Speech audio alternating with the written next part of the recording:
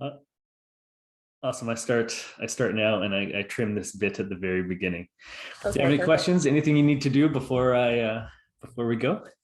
Is it okay if I like take sips of water or? Totally. Yeah, totally okay. We do keep it super casual. I got to make sure that I've got, I have the notifications off on my computer so we don't I do too. I do ping, as well, ping, yeah. and then also my phone, do not disturb. Awesome. Okay. I'm going to start in 3, 2, 1. Hello, welcome to the Canadian Journal of Emergency Nursing podcast and video interview series. I have the esteemed, sincere pleasure of meeting today with Samantha Horvath, who submitted a really awesome and excellent scoping review to our journal for the summer of 2022 edition. Thank you for joining me today, Samantha. Hi, Matthew. Thank you for having me. I am so pleased to be able to publish your article. It's such great work by a Canadian Nurse, emergency department specific. And before we get into your paper, I'd like to ask you a few questions about yourself, if that's all right. Yeah, sure. That sounds great. Can you tell us, our listeners, where did you train and where have you been working? So I'm a practicing RN and I'm a nursing PhD student at McMaster University, graduate school of nursing in Hamilton, Ontario. So McMaster is considered one of the most research intensive faculties of nursing in Canada. And my emergency nursing career was at Joseph Brant Hospital in Burlington, Ontario. So right now I'm working at McMaster in pediatrics. I have left emergency since the pandemic, but that was where the bulk of my clinical experience has been. So good, very good. Can you tell us why did you want to pursue graduate studies? Why be a PhD prepared nurse? So I guess I kind of knew just from the beginning, since starting nursing school, that I wanted to continually help to advance the profession of nursing. I mean, I always was so interested in the research studies, and then as soon as I hit emergency nursing, I just saw so many opportunities that just had a moment to move forward. So I pursued my master's, and I was actually interested in doing my nurse practitioner. However, my path did not lead me that way, and I was kind of drawn into doctoral studies, and here I am, and I'm just going to go with it. So Oh, that's great. That's good. Yeah, we're lucky. Our profession needs full-time clinicians, and we need nurse scientists as well. So we're lucky to that's have you. right. That's right. Your excellent paper really focuses on nurses' intention to leave their workplace and retention strategies, especially as they relate to leadership. How did you find your way into this topic specifically? So emergency nurses are extremely vulnerable to exposure of different traumatizing events with patients, and higher rates of violence and involvement in life and death decisions, as I'd come across in my work and my colleagues.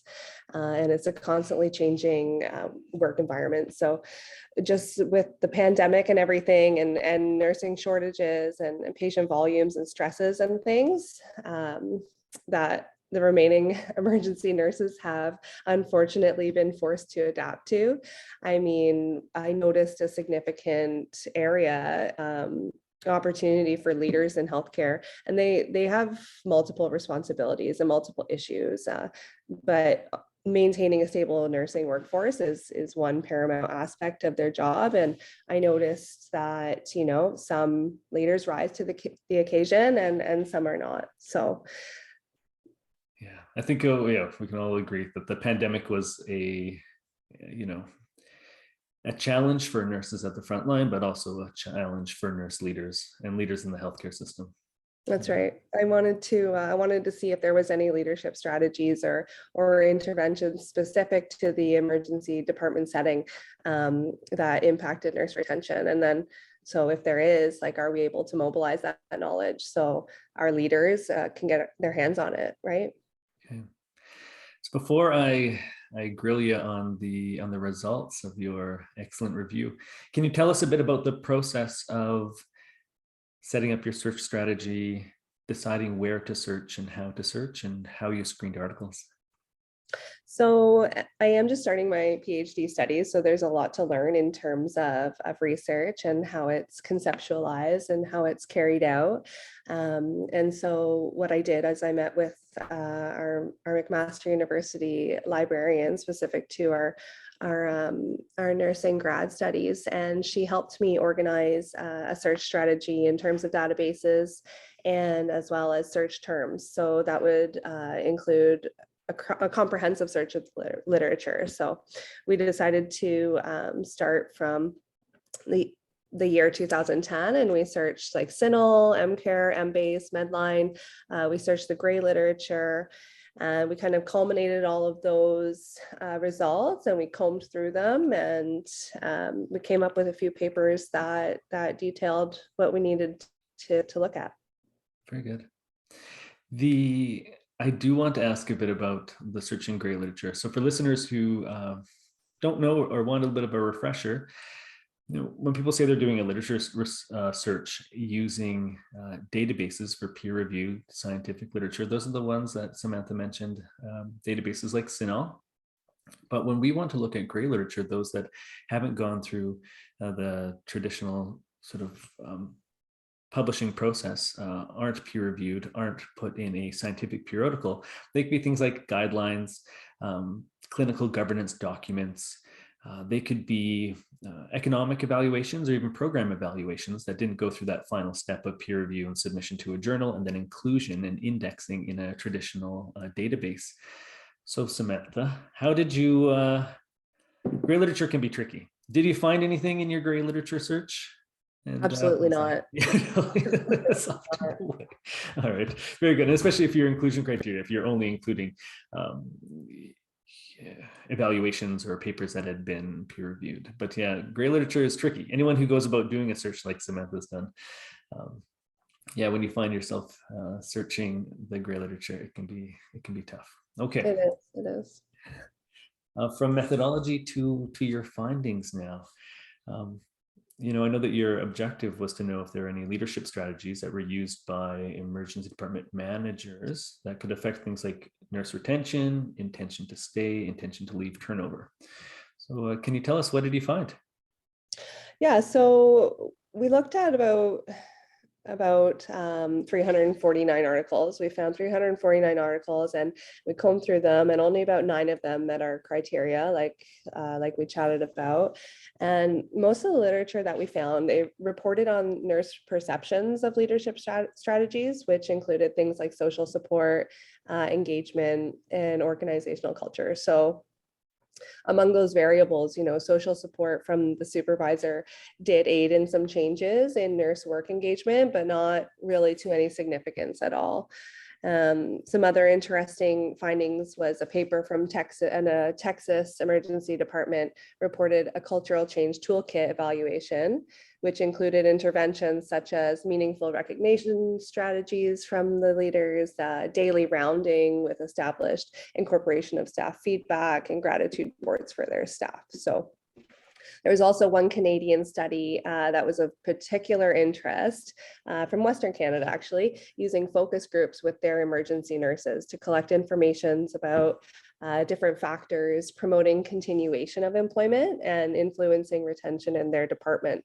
So these nurses, they discussed leadership traits that they valued, such as the leaders being accessible, actively engaged in their unit, having clear communication skills, and setting clear expectations.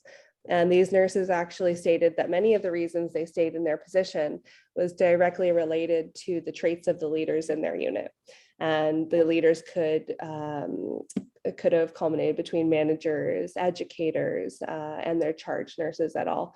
But overall, I mean, with the review, we found that there was no one consistent strategy or activity that influenced retention of emergency nurses. So. Very interesting. No, that's great work. I have 2 follow-up questions. One is to ask you to use your researcher hat, your researcher role, and the next one is as a leader and as a clinician. What's missing from the nursing science? What kind of studies would you propose be done, or what do you think nurses should should contribute academically to try to better understand the issues of retention and leadership? That's a good question. So, I mean, some of the limitations that we found, some of the things that we found missing was that the interventions were very poorly described. I mean, when they talked about support by the supervisor, they provided very little information about the interventions, and it didn't really allow for a replication of the study or any of the findings. So, I mean, the item I feel appreciated by my supervisor would be part of a characteristical tool that they used, but I think for the most part, what they could really use would be expansion of that variable, exploring what the construct of how the supervisor applies that type of engagement or support, and that's really important for future research and actual uptake in the practice, right? Yeah, I understand. I'm curious. I want to know. Let's say I'm an emergency department manager and I'm worried about my department's retention. I either want to increase it or I want to stop nurses from leaving our department. What sort of tangible things would you recommend to me? Yeah, so I mean, modest strategies, right? Like such as nurse recognition, feedback, and the social support that we discussed. They do not prove as difficult or expensive ways, but they do require you as a leader, as a manager, like the presence on your unit and engagement with your staff every day. So so just being an visionary and helping to explore like an accessible, engaged emergency department nurse leader, it's an important step to actively promoting a healthy work environment for your nurses to want to be in. Yeah, very good. All right, now, would you have any advice that you'd offer to nurses following in your footsteps and wanting to undertake a scoping review of the published literature to try to examine, sort of a phenomena like retention and leadership? What did you learn over the course of your review that you'd pass on to nurses coming behind you? You know what? I learned that it's a lot of work to undertake any type of review, and it's good to have a supportive team behind you. I mean, the journal supported me, my supervisor supported me, and honestly, like my colleagues that I work with, they supported me as well. They're all super interested to read the findings, and they want to know how they can get in touch with the article. So Oh, that's the best. the only thing, yeah, I mean, I would say go for it and find a group that can support you, because I mean, of course, undertaking any type of research can be a bit isolating. So Yeah, yes, it can. Well, your colleagues and really anyone can find your article at the Canadian Journal of Emergency Nursing, cgen.ca. It's made free and open access in French and English because of the memberships that Canadian emergency nurses pay to the National Emergency Nurses Association. You can find the article on major databases like CINAHL. You can find it on Google Scholar, free and open access, available to anyone. And yeah, we really credit emergency nurses who pay their NINA memberships with keeping this whole thing going and making your work accessible. So once again, I thank you, Samantha, for submitting to the Canadian Journal of Emergency Nursing. It is our pleasure to publish your fine work. Thank you for speaking with me today. thanks so much, Matt. That was great.